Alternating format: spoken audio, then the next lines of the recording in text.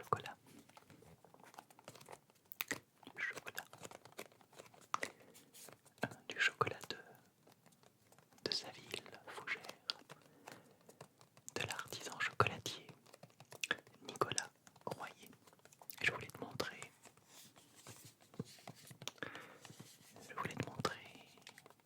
ces tout petits carrés de chocolat qui s'imbriquent élégamment les uns avec les autres et qui donnent cette sonorité propre au galets de pierre ou d'ardoise.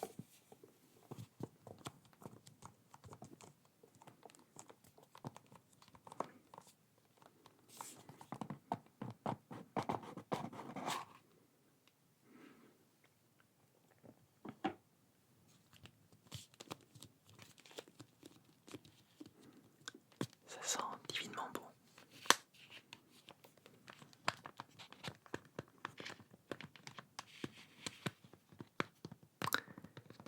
Et le son de ces petits carrés de chocolat est absolument divin. Est-ce que le divin se trouve dans le chocolat? Je ne sais pas. En tous les cas,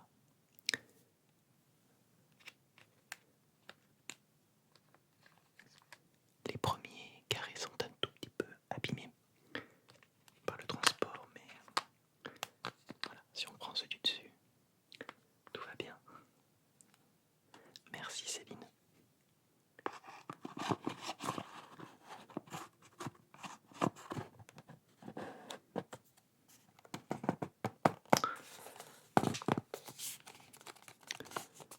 Du fond du cœur pour ces chocolats. Et un peu de tapping comme tu aimes l'écouter. Tapping. Partons désormais à la conquête du chocolat à Paris, du chocolat chaud. Alors je vais d'abord te montrer des chocolats chauds qui n'ont pas totalement retenu, on dira, les critères que je me suis fixés pour obtenir un chocolat savoureux. Je me suis rendu dans deux chaînes que d'ordinaire j'aime plutôt bien. La première est la chaîne Le Pain Quotidien. Le Pain Quotidien, qui est une chaîne belge implantée dans divers pays d'Europe. Le chocolat chaud m'a semblé un tout petit peu trop classique, en ce sens qu'il s'agissait simplement de lait et d'une poudre de cacao. On obtient ainsi un chocolat au goût lacté, peu chocolaté, et dont la texture n'est pas vraiment très intéressante pour mon palais, en recherche d'onctuosité, de goût puissamment chocolaté, torréfaction, cacao,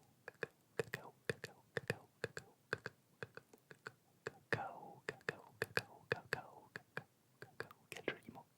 Donc, j'ai continué de chercher et je me suis dit que j'aurais pu m'orienter vers les chocolatiers. Mais avant de chercher un chocolatier, je me suis orienté vers les cafés emblématiques de la ville de Paris. Et j'ai pensé au café de Flore. Le café de Flore.